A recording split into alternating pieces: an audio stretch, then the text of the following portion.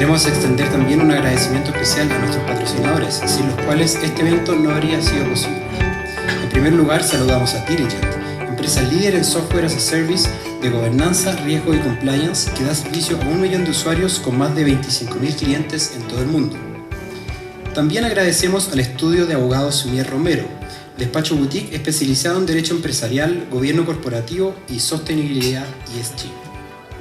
Asimismo, nuestro agradecimiento a Administre, firma 100% mexicana especialista en la administración de empresas y consultoría operativa para pymes del sector financiero, comercial, industrial y de servicios. Así que muchas gracias a nuestros patrocinadores. A todos los asistentes presenciales y virtuales, los invitamos a usar el hashtag ForoIACESIMALCO y a etiquetar a nuestros anfitriones en las redes sociales. Ahora, en voz de nuestros anfitriones, queremos presentarles a las instituciones organizadoras que han hecho posible este encuentro, IACE y Simalco. En primer lugar, voy a presentar a Rodrigo Manrique Gómez Pimenta, director ejecutivo de IACE México. Es licenciado en Administración por el ITAM y con estudios en la Universidad de San Ignacio en Amberes, Bélgica. Se integró a Bancomer en 1995 y tuvo una carrera ascendente en la banca retail en México, Asia y América del Sur durante 22 años. Como inversionista ha emprendido e incubado negocios financieros de comercio electrónico e inmobiliarios. Desde julio de 2020, funge como director ejecutivo de IACE México y está certificado en International Sustainable Business por IACE. Ha participado en conferencias, blogs, podcasts y otros formatos en el IMEF, la Universidad Anáhuac, el Instituto Mexicano de Contadores Públicos, Aliarse por México y la AMIF. Actualmente escribe para diferentes medios de comunicación especializados en sustentabilidad como Ganar Ganar, Empresas Verdes y Factor Energético. Por favor, Rodrigo, te cedo la palabra para que nos des tu bienvenida.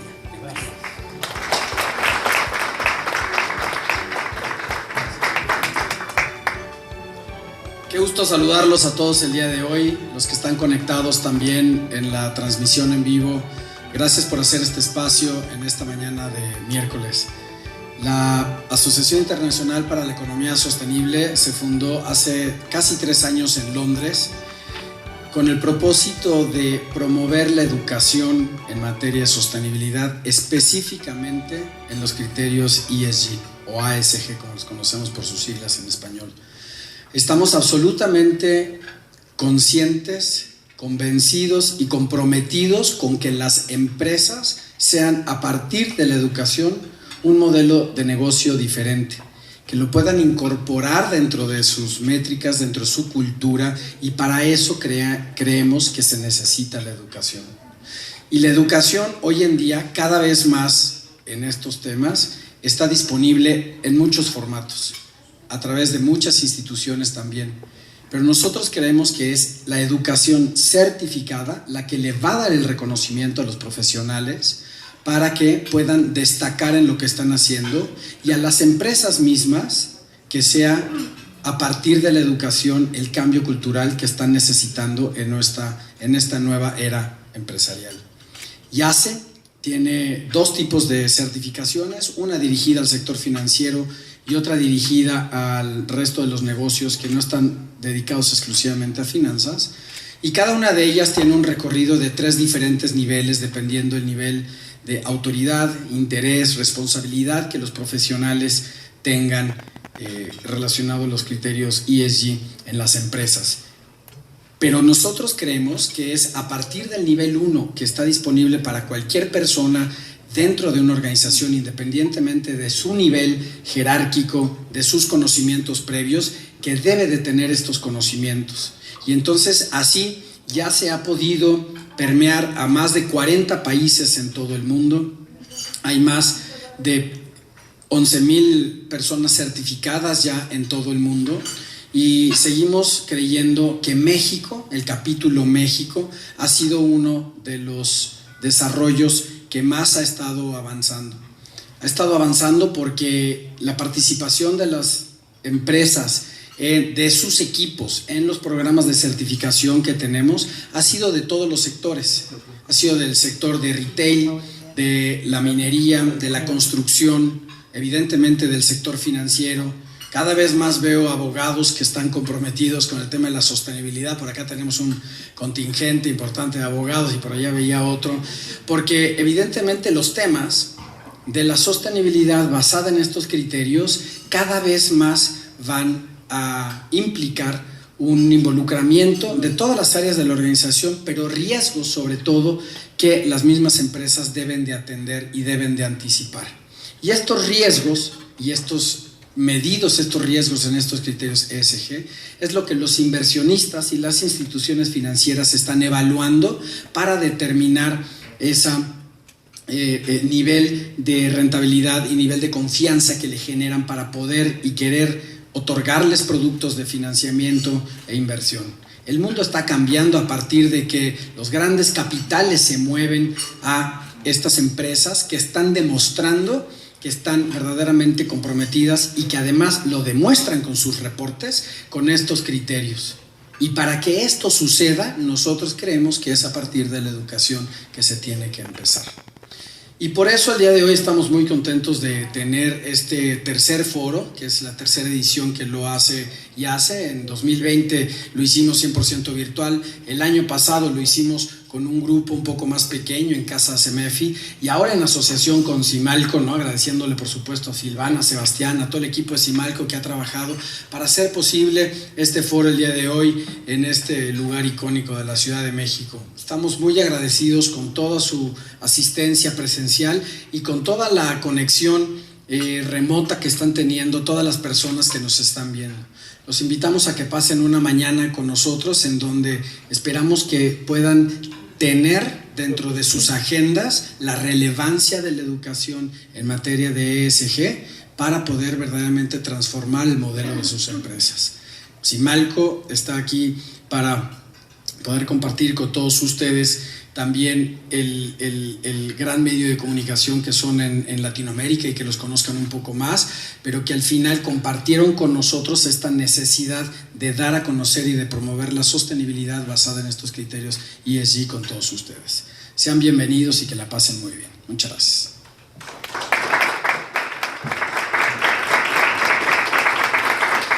Muchas gracias, Rodrigo, por tus palabras. Tengo el honor también de presentar a Silvana Maldonado, CSO y fundadora de Simalco. Silvana es licenciada en Comunicaciones por la Universidad de Palm Beach y tiene estudios de posgrado en Boston University y Michigan State University.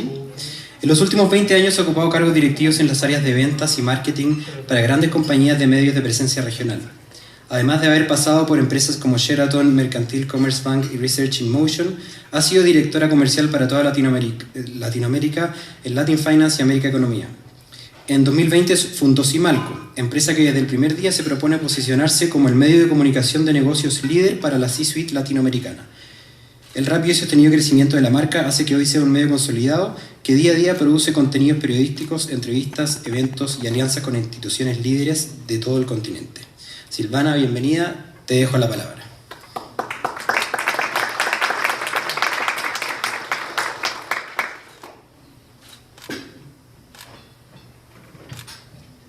Muchas gracias, Sebastián, y buenos días a todos.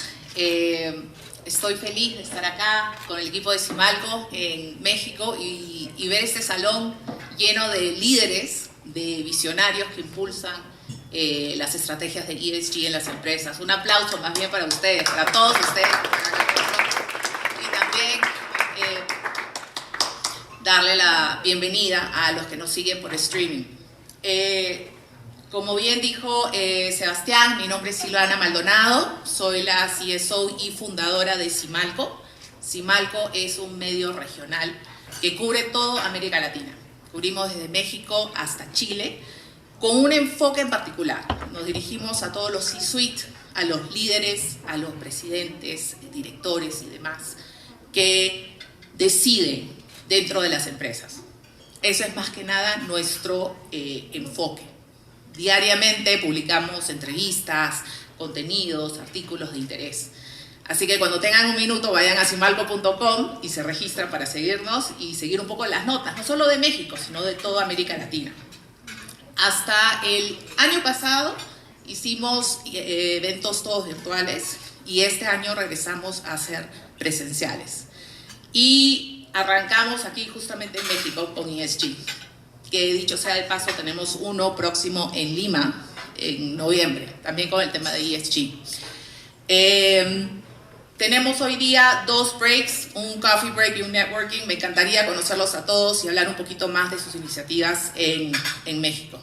Pero un gusto, ya los he saludado un poco a cada uno y seguimos hablando. Muchas gracias.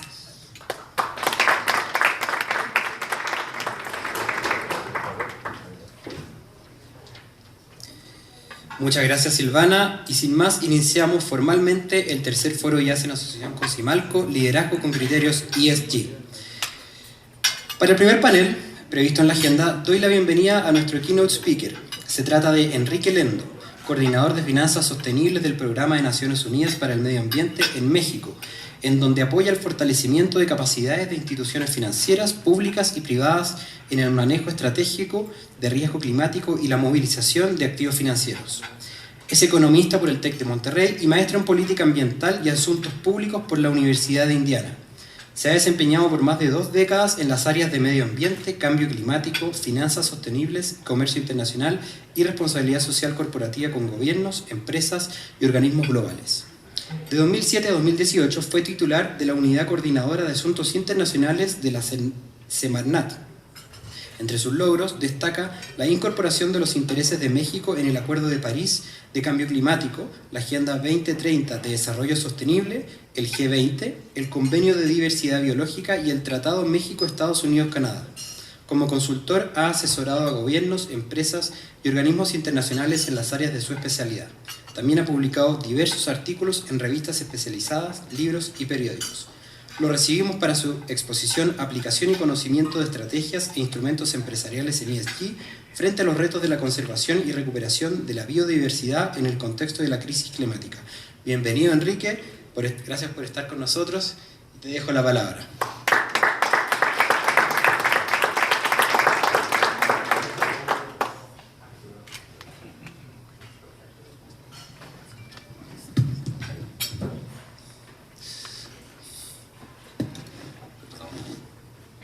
Muy buenos días a todos, muchas gracias IASE, Rodrigo, muchas gracias por la invitación, Silvana de Simalco, muchas gracias también por la invitación y felicidades por el foro, es la tercera edición y ahora en alianza con Simalco, Rodrigo, me ha tocado ver parte de los pasados y siempre han sido un éxito y felicito también a Rodrigo porque ha sido uno de los, además de visionario, uno de los principales promotores de la integración de criterios ASG en empresas e instituciones financieras, que es básico, y ahorita voy a explicar algunas de las cosas. Yo creo que lo primero, y aparte va a ser difícil esta plática, porque he estado conociendo a algunos de ustedes, me he encontrado a colegas. Estaba hace una semana a unos pasos de aquí en la Torre BBVA, y la plática fue un poco más fácil porque era dirigida a empresas, no necesariamente especialistas en cambio climático, pero aquí veo que hay muchos expertos en cambio climático, que es en lo que voy a enfocar mi presentación. Habían dicho que también de biodiversidad. Yo creo que biodiversidad no nos va a dar tiempo, ¿no? Porque cada foro es un mundo, ahorita lo vamos a ver. Pero lo primero que me gustaría destacar aquí es lo siguiente, no se alcanza a ver, pero este es mi cargo, coordinador de finanzas sostenibles. Entonces, eso de finanzas sostenibles lo hemos escuchado mucho en los últimos 4 o 5 años. ¿Qué son las finanzas sostenibles y por qué se habla tanto de eso? Mi pronóstico es que en los siguientes 8 años va a desaparecer eso de finanzas sostenibles. Ya no va a haber finanzas sostenibles, todas las finanzas van a ser sostenibles, todas las van a ser finanzas y van a tener un criterio más integrado en los procesos y en los principios del sector financiero, y ahorita vamos a ver también cómo va avanzando esto. Las 3 tendencias que van a definir la competitividad de las empresas en México, y también se cumple para Latinoamérica, Silvana, tal vez un poquito más a México por la cuestión del nearshoring, pero esto se cumple para América Latina.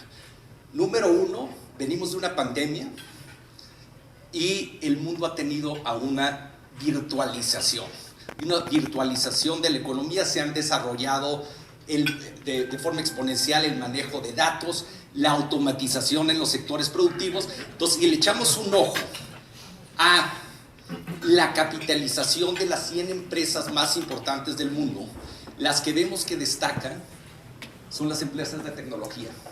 Entonces, solo 3, que son Alphabet, Microsoft y Apple, tienen una capitalización sumada por 5.3 billones de dólares o trillones en inglés. Estamos hablando de 4 veces la economía de México o una cuarta parte la economía, el tamaño de la economía de Estados Unidos. 3 empresas, un periodo de 5 años, nada más una sola empresa, sumémosle la de San Luis Potosí, de BMW, y por ahí tenemos otros 3,000 millones de dólares. Entonces eso les da la dimensión, de la oportunidad. Y la que está en medio es el ESG, o la sostenibilidad. Y ahorita vamos a ver también la diferencia entre ESG y la sostenibilidad. Vean cómo ha venido creciendo desde el 2014 la adopción de criterios de sostenibilidad, es decir, los que han adoptado marcos de referencia en los activos que son administrados de forma profesional en el mundo. Esta cifra es global. Entonces, lo que nos dice la tendencia es que en 2025 ya va a haber más activos que están vinculados a criterios ESG que los que no están vinculados. Ahorita vamos casi en la mitad, vamos con el 40%, y se va a ver en todos los productos financieros también.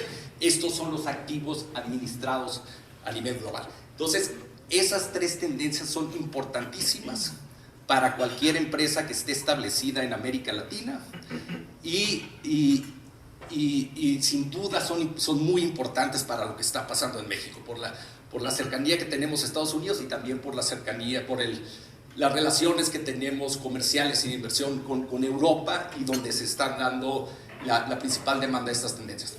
Un poquito yéndonos al pasado y pensando en la evolución que ha tenido la agenda de sostenibilidad, y esto me tocó mucho tiempo, lo escucharon en mi intervención, administrarlo en México. El año pasado celebramos 50 años de que se reunieron por primera vez los presidentes en el mundo en Estocolmo para definir la agenda de medio ambiente y desarrollo sostenible global. Esto fue la conferencia de Estocolmo. Se crearon una serie de principios. Esos principios se convirtieron en acuerdos internacionales. Los acuerdos internacionales se convirtieron en leyes en todos los países del mundo, y las leyes derivaron en instituciones. Una de ellas me dio chamba por más o menos 20 años, que fue la Secretaría de Medio Ambiente y Recursos Naturales de México. Aquí está Ale, que éramos colegas en Semarnat, y a muchos de ustedes los conocí cuando estaba trabajando en Semarnat, pero nada más vean la evolución. O sea, de 1972 a la fecha, hemos aprobado más de 500 acuerdos de medio ambiente y sostenibilidad. En 92, por ejemplo, además de aprobar la Agenda de Desarrollo Sostenible, se reunieron los presidentes en Río de Janeiro. Se aprobaron lo que para mí son probablemente las 3 convenciones más importantes, o 2 y una no tan importante, pero que también se aprobó ahí. Se aprobó la de cambio climático, se aprobó la de biodiversidad y se aprobó la de desertificación. Entonces siguieron evolucionando. El último acuerdo que aprobamos tiene que ver con plásticos, no me voy a atender mucho en eso, pero en Naciones Unidas vemos que a pesar de que hemos aprobado toda esta cantidad de acuerdos, hemos invertido miles de millones de dólares y hemos generado regulaciones e instituciones en todo el mundo. Los indicadores no son muy alentadores, ni en cambio climático, que es el que vamos a abordar, biodiversidad, donde tenemos 1 millón de especies en peligro de extinción, y donde 3/4 partes de los ecosistemas del mundo han sido afectados. Además, en la región en donde más ha impactado es América Latina. Tenemos casi el 90% de las especies silvestres en América Latina han sido afectadas, han sido impactadas, y muchas de ellas en peligro de extinción. La última es la contaminación, ¿no? Y algo que nos preocupa mucho en Naciones Unidas es la contaminación de plásticos. En los últimos 50 años hemos generado 7,000 millones de toneladas de plásticos. 100 millones de toneladas han terminado en ríos y lagos, y 30 millones están actualmente en el mar. Todas las especies del mar ya tuvieron contacto con plástico. Entonces, muy probablemente lo que comamos tiene un poquito de plástico. Ahorita estamos haciendo los estudios para ver cómo va a afectar. Todavía no tenemos análisis concluyentes, pero es el otro problema, y por eso este es el último acuerdo que aprobamos el año pasado, que tiene que ver cómo detenemos en el ámbito mundial la contaminación de los plásticos.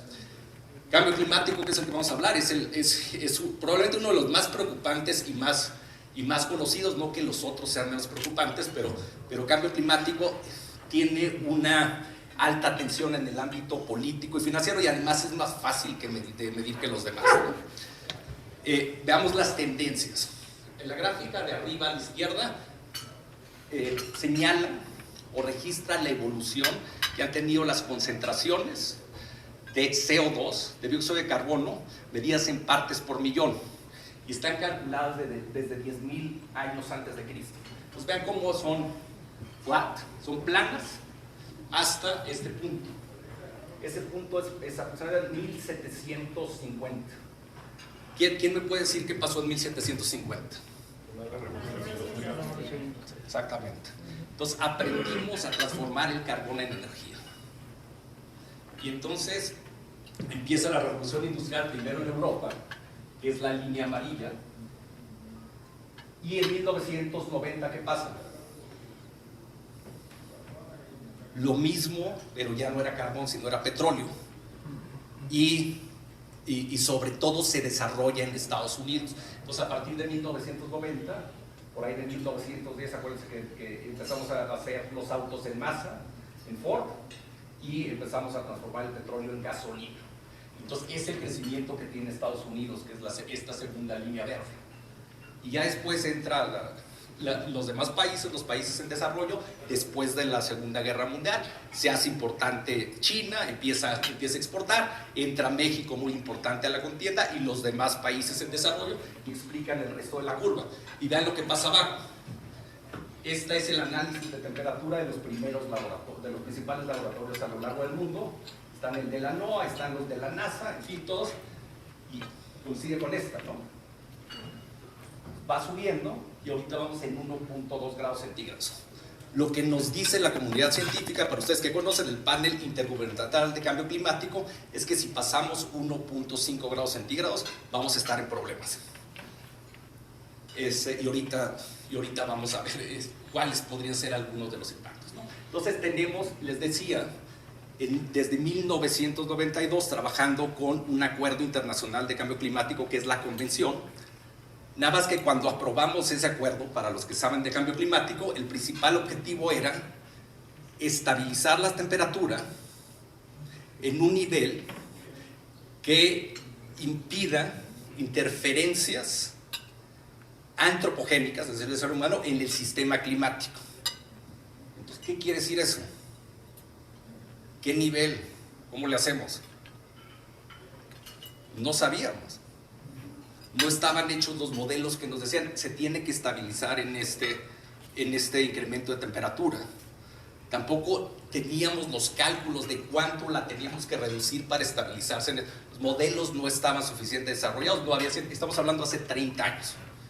Entonces se quedó simplemente en un acuerdo, no voy a decir de buenas intenciones, pero en donde se identifica un problema creciente. Lo propuso el Reino Unido cuando estaba Margaret Thatcher, más o menos a finales de los 80s, y fue en 92 cuando se aprobó.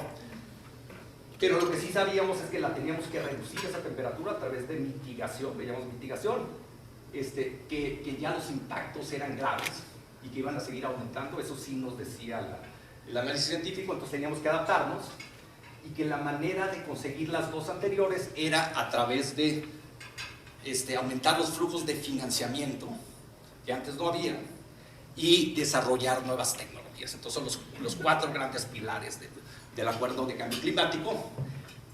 Seguimos trabajando, y en 1997 todavía no había ciencia, pero le dimos un dedazo. Entonces dijimos, bueno, pues vamos a reducir emisiones y vamos a poner una meta de reducción de emisiones.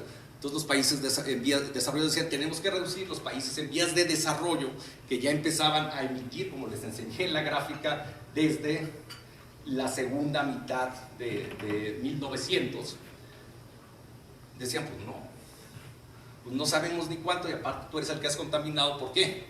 Bueno, decían los desarrolladores, vamos a hacer una cosa, nos comprometemos nosotros a reducir 5% al 2012 con respecto a 1999. Entonces se crea el protocolo de Kioto y es la primera meta cuantitativa que tenemos de reducción. No sabíamos eso a dónde nos iba a llevar, pero por lo menos ya había una meta de reducción de emisiones. También decimos, si tú le echas ganas país en vías de desarrollo y reduces, yo te lo pago. Entonces se crea el mecanismo de desarrollo limpio y desarrolla proyectos y yo le invierto. Yo te hago la transferencia y esos me los contabilizan en mi reducción. Es cuando se empiezan a crear los mercados de carbono en el ámbito mundial. Fue un fracaso el mecanismo de desarrollo limpio. México lo aprovechó un poco, pero bueno, lo de los mercados de carbono ha ido evolucionando a lo largo del tiempo. Entonces llegamos a París. Aquí sí ya me tocó estar en 2015. Y la verdad es que en París, la negociación la empezamos en 2007, cuando yo entré a la Semarnat. Imagínense, me nos llevó de 2007 a 2015 establecer un acuerdo. En 2009 fracasamos en Copenhague, nos pusimos de acuerdo desarrollados y en vías de desarrollo. México lo hospedó en 2010, recuperó la credibilidad en las negociaciones internacionales y en 2015 llegamos a París ya para firmar un acuerdo. No es que lo hayas hablado México, la verdad es que París el éxito de París es el resultado de China y Estados Unidos, y Estados Unidos llevaba 10 años trabajando de forma bilateral con China para convencerlo de que aprobaran este acuerdo. ¿Qué diferencias tiene este acuerdo con respecto al anterior? Primero que nada es universal. Entonces, tanto desarrollados como en vías de desarrollo se comprometen a reducir emisiones. ¿A través de qué? A través de contribuciones determinadas nacionalmente que se definió si iban a actualizar cada 5 años. El objetivo, se hace el primer objetivo ya basado en la ciencia. Ya el IPCC nos había adelantado, oye, estimamos que el incremento de temperatura al final del siglo no debe superar los 2 grados centígrados. Entonces el acuerdo tenía que decir por debajo de los 2 grados centígrados, pero los estados insulares dicen, oye, no, si lo hacemos por debajo de los 2 grados centígrados, nos vamos a inundar, van a desaparecer, todos los estados insulares, todas las costas desaparecen. Entonces, no lo podemos aceptar eso, y eso nos llevó mucho la negociación en París. Entonces, por eso quedamos con la meta de -2 y preferentemente 1 grado centígrado, en donde todavía hay inundaciones, pero son menores. Todo esto está, pues, es debatible, ¿no? Porque el 1.5 tiene impactos, pero ahorita vamos en 1.2. Entonces, va a ser muy difícil hacerlo por debajo del 1.5, ¿no? Pero bueno, así quedamos establecidos. La otra cosa que se definió es, ahora sí tenemos una meta de estabilización, ¿cómo le vamos a hacer? Entonces nos dicen nuevamente los científicos y los economistas, para llegar a ese nivel de incremento de temperatura, o que se estabilice ese nivel máximo de incremento de temperatura, tú tienes que reducir tus emisiones de gases de efecto invernadero al menos 50%, ahorita ya le bajaron a 45%, al menos 50% en 2030 y neutralizarlas en 2050. Es decir, todo lo que emitamos en 2050 tiene que ser absorbido por bosques, sistemas naturales, pastos marinos, manglares, o reinyectado al subsuelo, que es donde está avanzando, donde hay una gran oportunidad de avance tecnológico, ¿no? En los últimos años, la demanda por transparencia y rendición de cuentas en materia ESG por parte de stakeholders ha aumentado significativamente en todo el mundo, incluyendo México, por la creciente preocupación por los impactos de las actividades humanas en la sociedad y el medio ambiente. En este contexto, Elizabeth, Marius, José Antonio, quisiera hacer una pregunta a los tres, creo que es importante comenzar sabiendo cuál es el rol del liderazgo como el Consejo de Administración, directivos e inversionistas en impulsar ESG.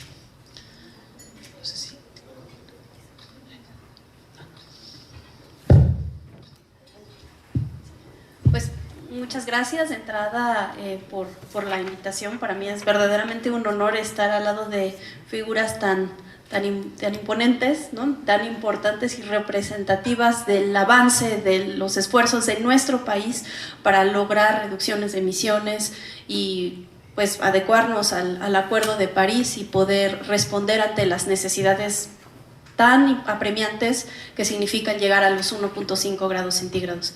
Y definitivamente, como bien Enrique lo mencionaba en su ponencia, existen esfuerzos en materia regulatoria para poder adscribirse o alinearse a estas contribuciones nacionalmente determinadas. Pero ¿qué pasa justamente con el sector privado, ¿no? Y es justamente el área del gobierno corporativo, el área de las empresas, o la introducción de estos factores, los criterios ESG, que hacen que día a día, justamente por esta desesperación, ¿no?, que mencionaba Enrique, el hecho de que las necesidades apremiantes para poder alcanzar los 1.5 grados centígrados a veces no se estén logrando del lado del gobierno o entidades públicas, se ven más bien tomadas, lideradas ahora por los corporativos.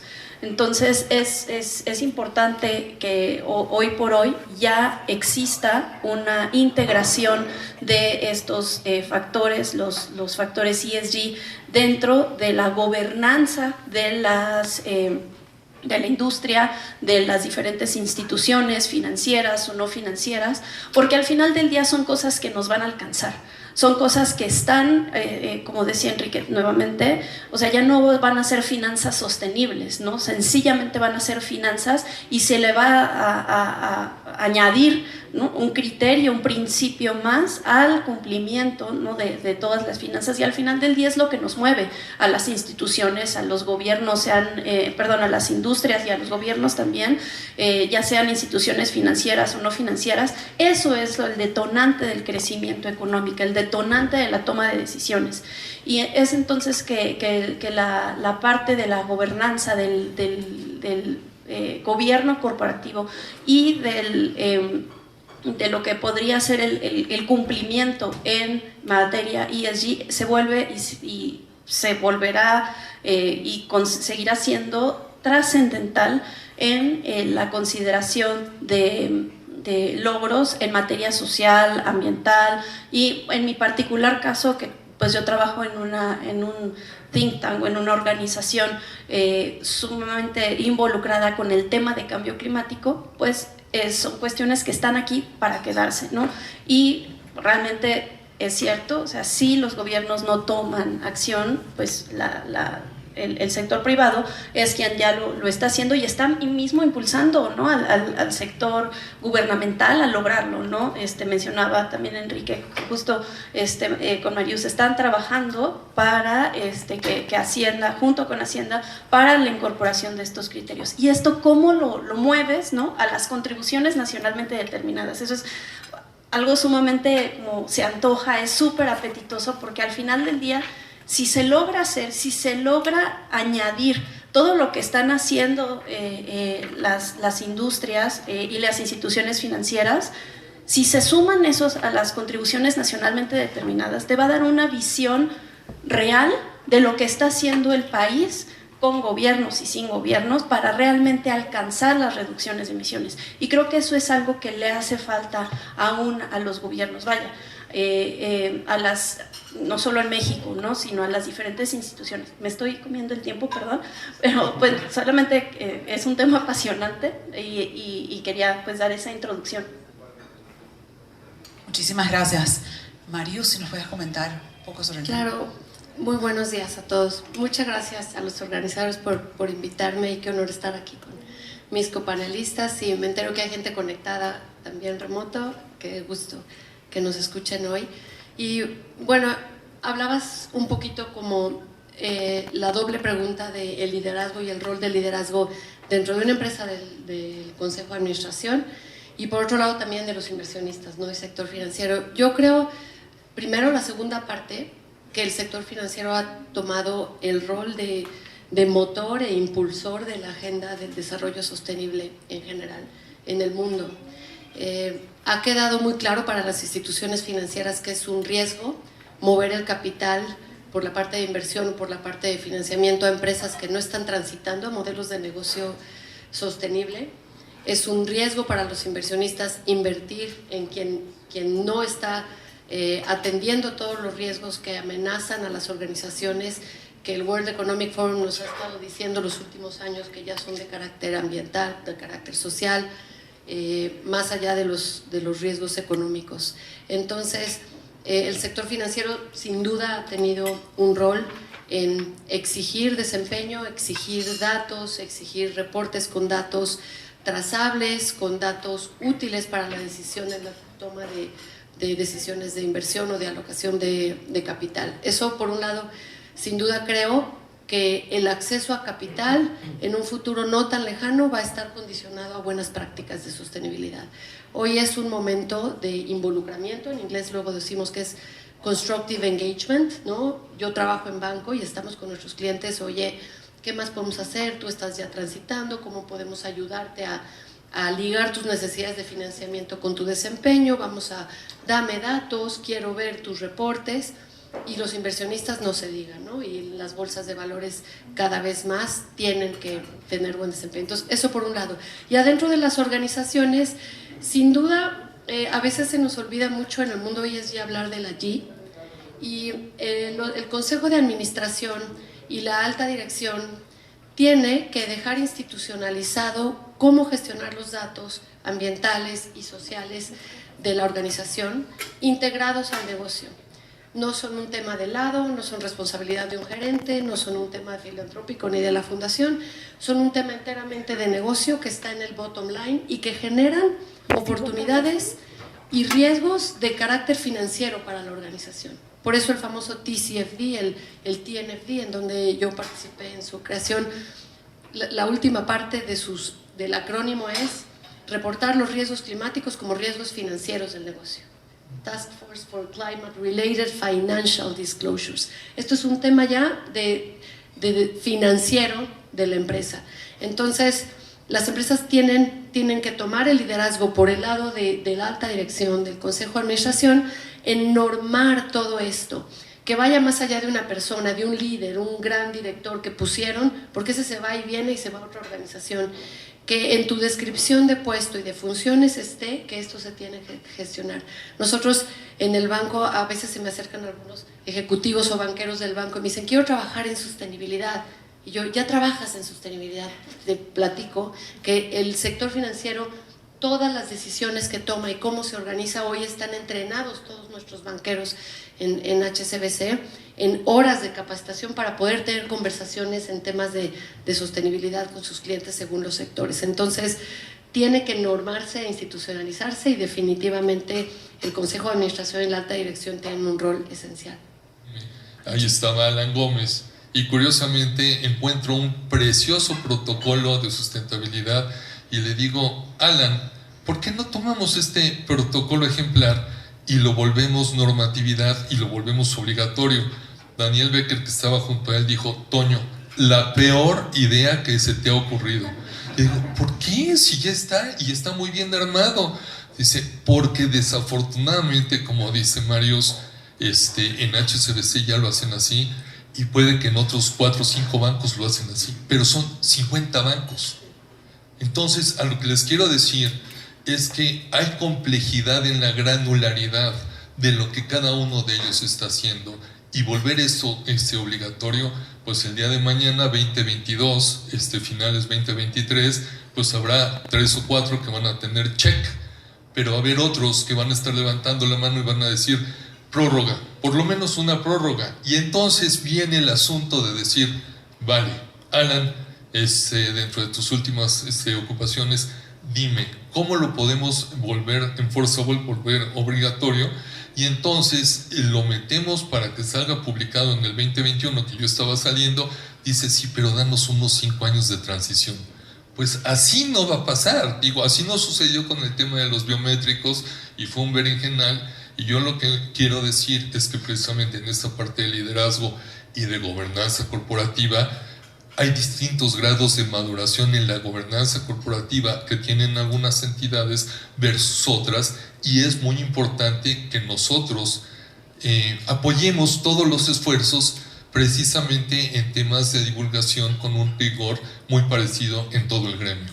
Solo para cerrar el tema, previo al tema de la discusión del greenwashing, pues estaba el tema del social washing. A mí me encanta estar en este foro siendo el único varón, pero en muchas instituciones financieras había el discurso de la promoción y de la inclusión de la diversidad, y veías que eso es a nivel discurso, porque realmente no estaba permeando en la clasificación y promoción de distintos talentos de otros géneros dentro de la organización. Entonces yo lo que te quiero decir es que es muy importante que a nivel gobernanza corporativa de los distintos jugadores haya una revisión de objetivos, una revisión de la estrategia y un replanteamiento de los esfuerzos, y no nos preocupemos tanto de lo que el gobierno va a terminar sacando, porque sí lo va a terminar sacando, pero cuando suceda, lo importante es que nosotros ya estemos listos para pasar el examen. Mi rubro es operacional, vaya, yo trabajo en la elaboración de reportes como tal, en TCFD no estoy tanto en la parte, digamos, de gobernanza, pero es muy cierto que una vez que llega la indicación de la operacionalización del reporte, siempre logremos crear los indicadores de desempeño, y que estos indicadores de desempeño bajo los cuales nosotros vamos a reportar realmente sean indicadores que le sean útiles a la empresa, y que el marco, y que nos podamos comparar contra marcos que sean suficientemente válidos contra mis competidores, ¿no? Porque no voy a reportar mis logros en un marco en el que a lo mejor, si soy sector, no sé, agricultura, pues otras empresas pues no reporten, ¿no? Entonces es muy importante siempre estar atentos ante lo que está haciendo la competencia, cuáles son los indicadores que se necesitan reportar en los marcos que estoy seleccionando para poder estar, digamos, ahí incluido, siempre estar monitoreando estos tableros, ¿no? Los tableros donde indican en dónde están y qué grado de avance tienen también los compañeros del sector, ya sea en instituciones financieras o en instituciones no financieras, y siempre buscar que el marco de reporte que yo estoy utilizando cumpla con los criterios ICE, no importa quién, o sea, no importa cuáles, que sean trazables, que sean verificables, que sean confiables, que te permitan después evitar que viene alguien y te diga eso no es cierto, ¿no? Pues tengo una certificación, o que sea, digamos, una verificación, que sea un estándar, que ese marco backup, esté siendo, digamos, se recargue en un estándar que tenga la suficiente solidez. Creo que eso es sumamente importante en la parte de reporte, y vaya, en la parte de monitoreo también, porque es la que se va a revisar en la parte de reporte. Sí, claro, y bueno, coincido con Elizabeth, y pues hay muchas cosas, y aquí hay gente que está a cargo de estrategias de sostenibilidad en empresas, amigos, conocidos y gente que respeto. La verdad es que luego vamos a los eventos y somos los mismos sospechosos comunes de Usual Suspects, viéndonos otra vez todos.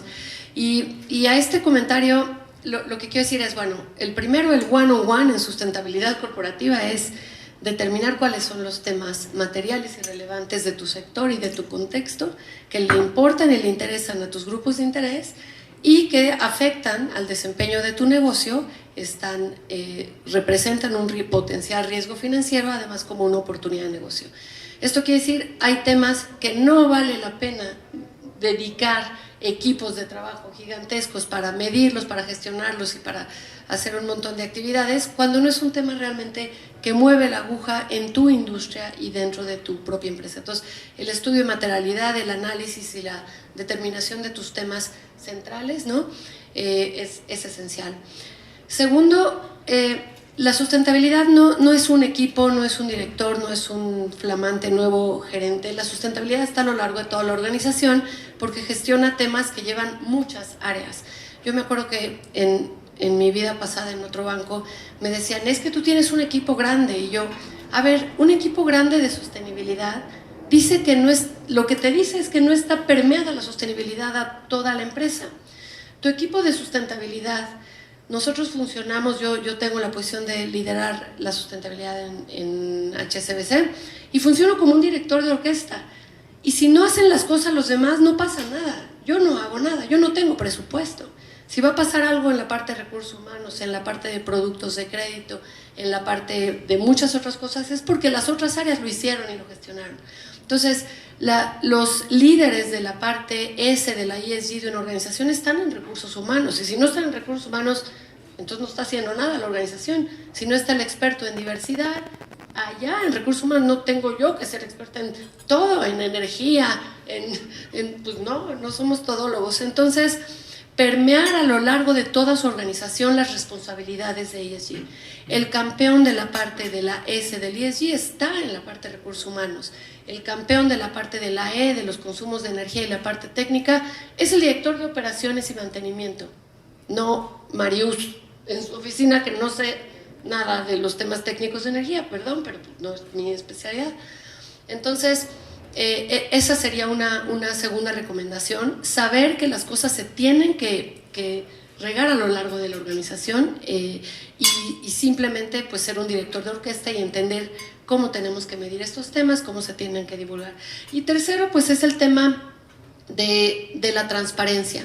La transparencia no es hacer un reporte que quede muy bonito, que lo diseñen, lo ponemos en nuestros estantes, check, y el año que viene, en marzo, nos ponemos las pilas otra vez y hay que sacarlo, y entonces corriendo y lo sacamos y se acabó. El reporte es simplemente el resultado y la impresión de una gestión constante durante todo el año de todos estos factores. Este campeón de operaciones, de mantenimiento, en mi caso de riesgos, de crédito, etcétera, todo el año está monitoreando ciertos datos que a la hora que hay que hacer el reporte estamos listos para tener los datos y reportarlos. En la transparencia también hay que ser muy constante. No puedes reportar un dato un año y el año que viene, ay no, este año no lo dimos. Hay que tener la trazabilidad y tener una línea base, y lo reporto desde el año 2021 y así voy avanzando en este dato. También tiene que haber un tema de saber que hay que reportar lo que estoy haciendo bien, como lo que no he podido hacer, lo que no hice bien y no me salió bien, o lo que me falta por hacer. En los reportes no todo es bonito y tendemos a hacerlo bien con fotos espectaculares y gráficas que se ven muy bien, cuando en realidad a todos nos cuesta y las empresas a veces no vamos consiguiendo y van progresando hacia nuestras metas como debemos, y es mucho más valioso comunicar a dónde quiero ir, por qué me estoy tardando, por qué este año no llegué a donde quería, por qué no lo he logrado y qué pienso hacer hacia adelante, o que no decir nada o que decir una mentira, ¿no? El greenwashing creo que es ahorita un riesgo ya de tema en las taxonomías de riesgos dentro del banco de HSBC, en la forma en que etiquetamos los créditos verdes, los bonos verdes, etcétera, está el riesgo de greenwashing. Entonces está peor decir que sí hago y no hago, está peor no decir nada porque no lo hice bien. ESG es un tema de transparencia sincera, ¿no? De compromisos reales para ver el progreso y el avance. Entonces esas serían mis recomendaciones ahorita que nos preguntaba sobre las empresas, cómo empezar estos. Gracias, pues muchas gracias primero a Simalco y a ACE por la invitación. Soy Viridiana Hernández, tengo la oportunidad de liderar el equipo ESG para Walmart México y Centroamérica, y creo que me podría pasar media hora hablando de mi historia. Justo mañana, el 27 de abril, cumplo 11 años trabajando para Walmart. Ha sido mi primer y único trabajo y la verdad es que estoy muy feliz, me encanta lo que hago. ¿Cómo empecé? Pues entré en el equipo de Fundación Walmart, que en ese momento eran 5 personas, y a los 6 meses que entré aproximadamente, la persona que llevaba responsabilidad social en ese momento, que aparte éramos de la misma dirección, sale de la empresa, y como yo estaba estudiando la maestría en desarrollo sustentable, pues dijeron, eres la que más te pareces a ese rol, te toca, ¿no? Y pues literal sí, era la que más sabía del equipo en ese momento. Y de ahí, pues me ha tocado tal cual ir construyendo, ¿no? El equipo, el área, desde el ser una persona que aparte no era el único rol que tenía, sino llevábamos más cosas. hasta ahorita convertirlo en un equipo de 5 personas. Somos un equipo de ESG, tal cual, así se llama el área de ESG, que como bien decía Marius hace ratito, pues somos no responsables de operar programas, nosotros somos responsables de gestionar, de generar una estrategia, de desarrollarla, de darle seguimiento, ¿no? Muy diferente a lo que yo hacía hace 11 años. Hemos pasado desde ese momento de responsabilidad social, luego responsabilidad social corporativa, luego responsabilidad corporativa, y así hasta hoy llegar a ESG, y quién sabe cómo nos vayamos a llamar mañana, pero lo importante es eso, ¿no? O sea, la evolución de mi perfil o del papel del equipo, donde al día de hoy somos un equipo estratégico para la compañía que se encarga de definir una de las estrategias más o de los temas estratégicos de la compañía. Y perdón, antes de continuar con Andrea, ¿cómo has visto también esa evolución dentro de Walmart, ¿no? Porque lo platicábamos. En muchas ocasiones estas áreas pues estaban dispersas en muchas funciones de la compañía. Tenías áreas funcionales en HS&E, en donde era un tema pues más de cumplimiento ambiental, otras en recursos humanos. Hoy en día, ¿cómo ves que se ha movido ese liderazgo también dentro de Walmart? ¿Ha avanzado? ¿Es un área que hoy reporta ya a la dirección general? ¿Cómo ha sido ese comportamiento? Ha avanzado muchísimo. En ese momento era la dirección de Fundación Walmart y responsabilidad social. La irresponsabilidad social era yo, ¿no? O sea, en ese momento, ¿no? Sí, pero éramos parte de Fundación Walmart, ¿no? O sea, ahorita imagínense, ha habido muchos cambios durante este proceso, pero al día de hoy tiene aproximadamente 6 meses que tenemos un nuevo vicepresidente senior de asuntos corporativos. Él le reporta directamente al director general, al CEO, y nuestro equipo es la Dirección de Desarrollo Sustentable, ¿no? O sea, esto no existía antes, siempre éramos un equipo así chiquitito, como escondido dentro de otros equipos.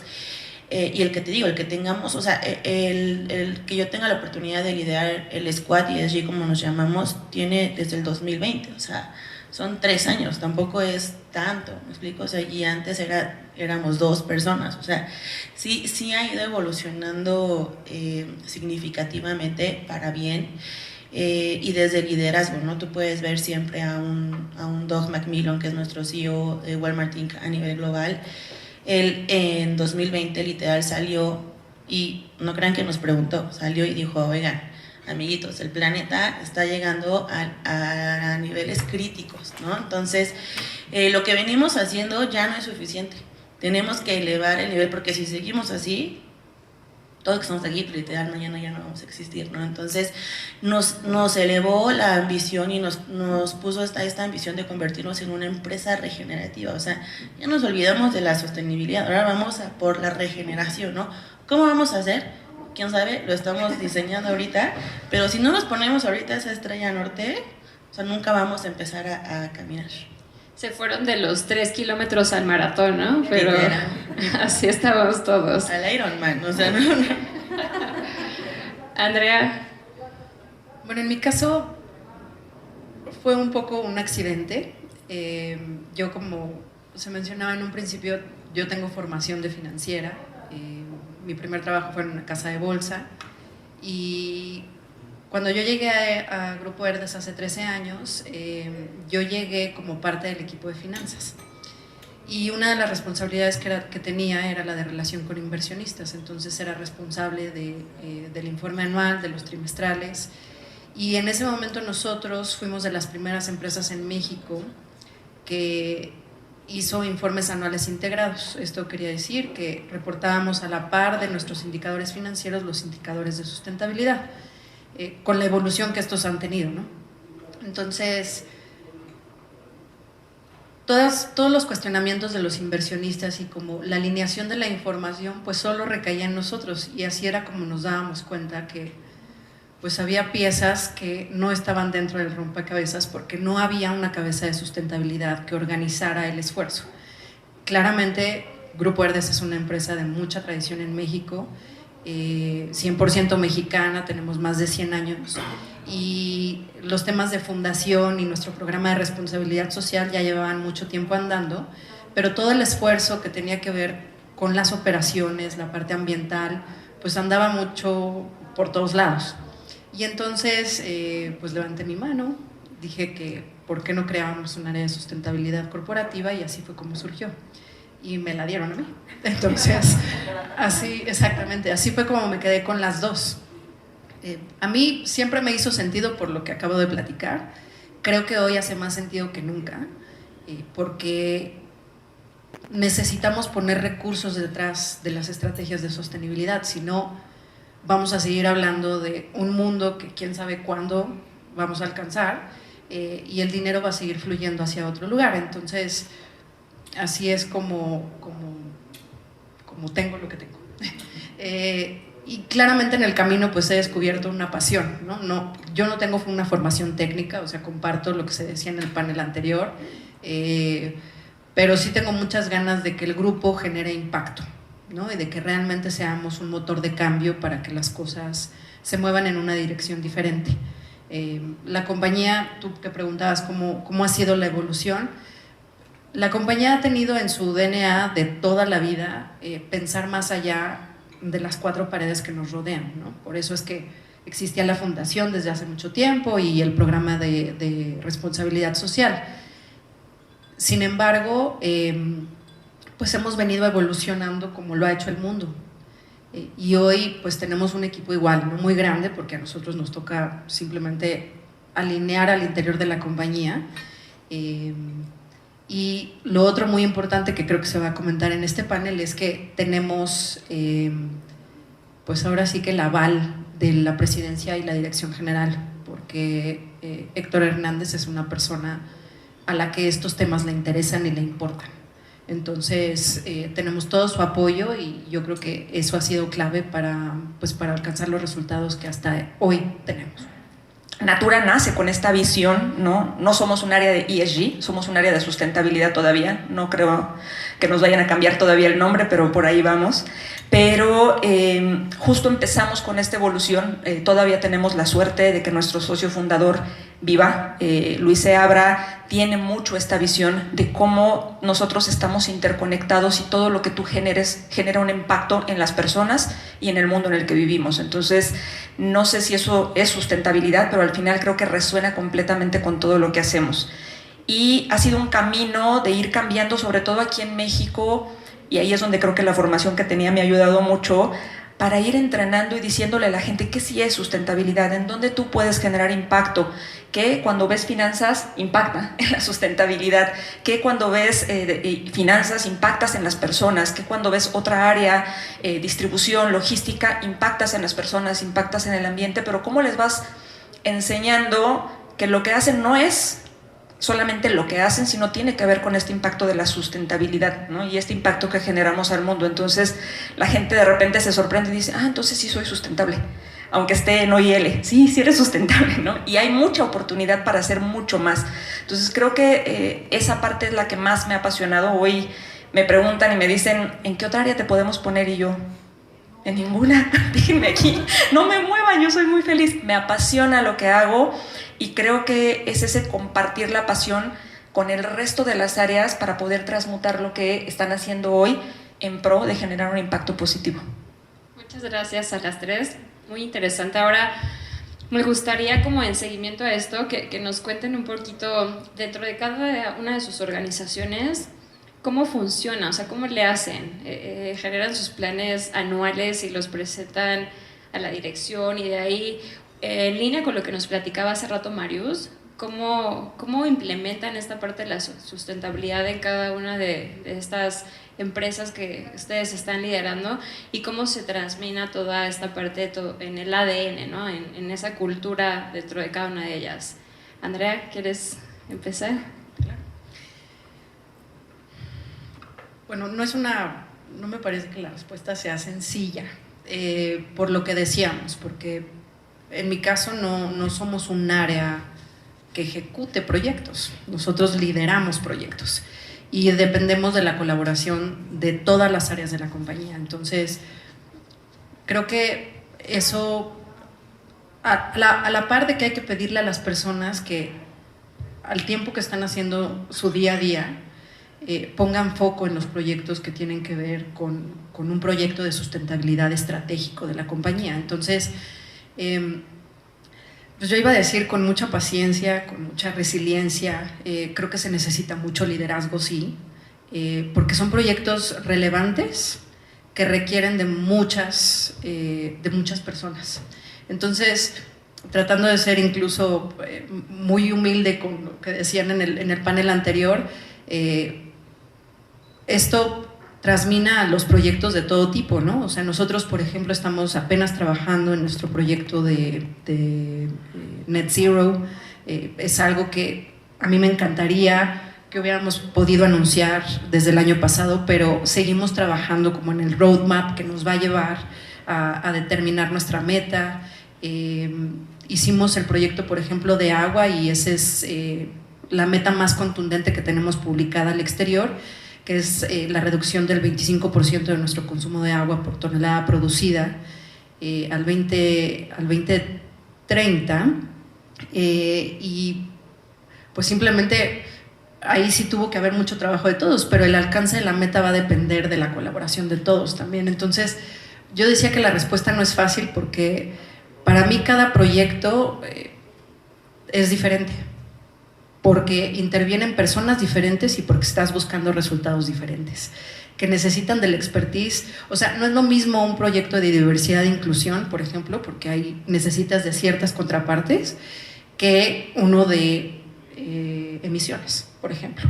Entonces, creo que se necesita como equipos multidisciplinarios, con mucha apertura, que en su ADN esté las ganas de aprender y desaprender al mismo tiempo, ¿no? Porque también pasa que a la hora de querer entrar a las operaciones, porque queremos hacer un proyecto de emisiones, de agua, de biodiversidad, lo que sea, pues la compañía muy fácilmente responde que las cosas se han hecho de cierta manera durante mucho tiempo, y pues tiene que haber el liderazgo suficiente para transformar esas concepciones en otras.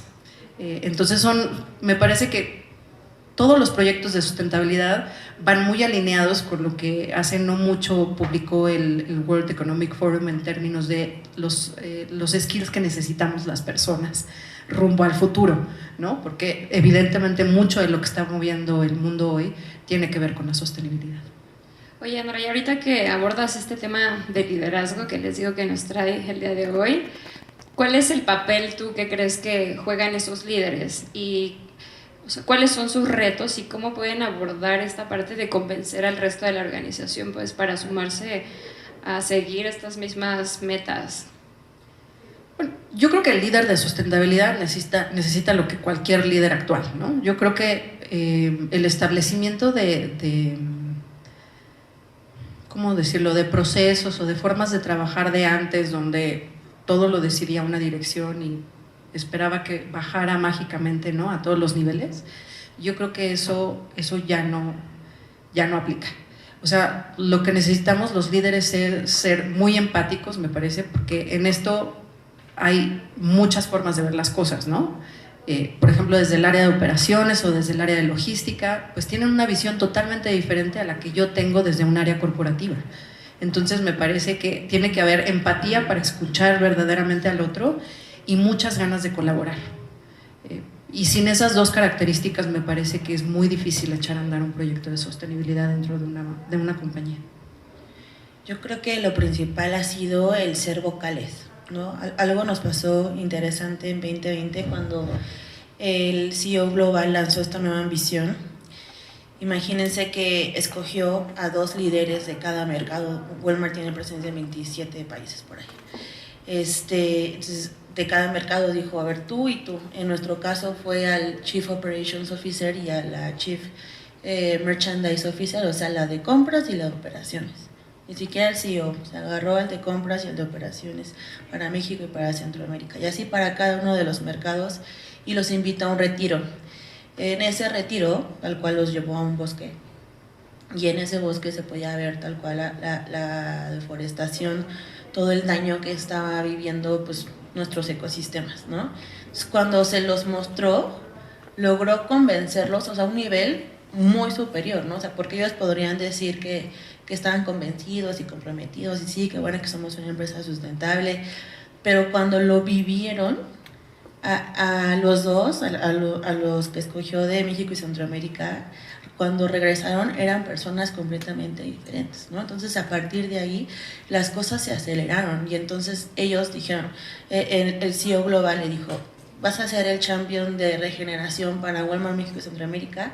Los dos dijeron sí, ¿no? O sea, aceptaron, y a partir de ahí las cosas se aceleraron por 1000%, ¿no? O sea, desde que regresó a mí y a mi jefa, oye, ¿qué onda? ¿Cómo estamos aquí? Oye, ¿qué nos falta hacer en esto? Oye, ¿cómo te ayudo? Oye, ¿cómo te apoyo? Oye, ¿cuánto necesitas? Bla, bla. Y en cada foro que tenía, por ejemplo, Cristian Barrientos, que era el de operaciones, en cada foro no dejaba de decir, acuérdense que tenemos la misión de ser una empresa regenerativa. ¿Y tú qué estás haciendo? Oye, ¿y tú cómo le vas a hacer? Oye, y entonces eso empezó a mover todas las piezas, ¿no? Es decir, oye, no, pues yo no estoy haciendo nada, o a lo mejor no lo he descubierto, como dice Gris, ¿no? Entonces nos empezaron a buscar todas las áreas, oye, entonces ahora yo cómo le puedo hacer. Ahí empezamos a tener la atención que antes nosotros íbamos a pedir, ahora era al revés, ¿no? Todos los equipos regresaban a pedirlos, y ha hecho que el equipo haya ido creciendo, y eso hizo toda la diferencia, ¿no? El ser vocal, el que él dijera, yo voy a ser el champion y voy a hacer que las cosas sucedan, y de verdad que sí lo hiciera, y entonces en cada foro está repitiéndolo y repitiéndolo, pues entonces le demuestras a los demás que sí es algo que importa, ¿no?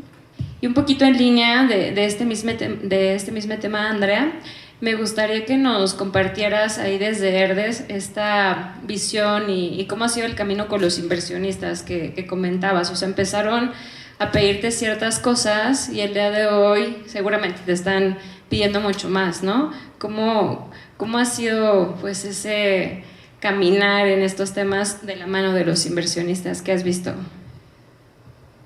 Yo, en mi experiencia, el inversionista no ha sido el motor de este cambio.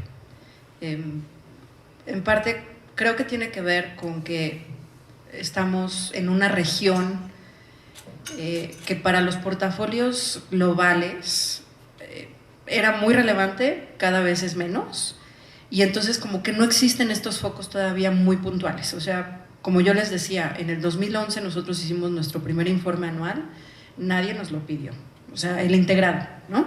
Y durante muchos años emitimos información y nadie hacía una sola pregunta. Yo creo que estas preguntas empezaron a surgir hace unos 2 años probablemente, y creo que esto mismo que le pasa al consumidor le pasa a todos, o sea, le pasa al inversionista, le pasa al proveedor, le pasa al cliente, le pasa, a todos nos pasa. O sea, yo creo que todavía hay mucha profesionalización que tiene que haber en los diferentes entes, porque hoy las preguntas ni siquiera, o sea, no llegan a profundidades, ¿no?, de la información, sino que hoy me parece que todavía estamos en una fase donde el inversionista necesita saber si tienes una estrategia. ¿Sí o no? Sí. Ok. ¿Y qué tiene tu estrategia? Y ya con que yo le diga que tiene 3 pilares, que una es personas, la otra comunidad y el otro planeta, se queda tranquilo. Y del 100% de los inversionistas, a lo mejor hay 2 o 3 que me preguntan por qué el indicador de emisiones subió en el 2022. Listo. Entonces, en ese sentido, probablemente en Europa, y es un hecho, en Europa, en Estados Unidos hay mucha más sofisticación, hay mucho más dinero que está empujando la transición, pero en el caso de México, en el caso particular de nosotros, no es algo que venga empujándonos. Como yo les decía hace un rato, el deseo de Grupo Herdes de avanzar en estos temas ha sido porque está en el DNA, porque llevamos cotizando en bolsa desde 1991 y quizá el tema de transparencia para nosotros es pues como ya parte de nuestro día a día, y por el otro lado el compromiso de la dirección general. Adelante, Viri. Gracias. Creo que en el caso de Walmart ha sido extremadamente diferente.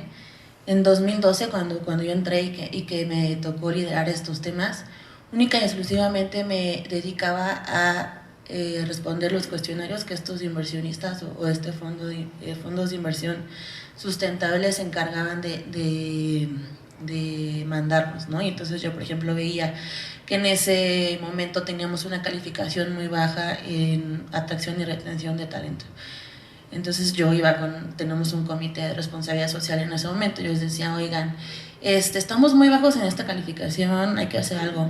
¿Según quién? Según Viri, o sea, gracias por participar y ya, ¿no? Lo que seguía.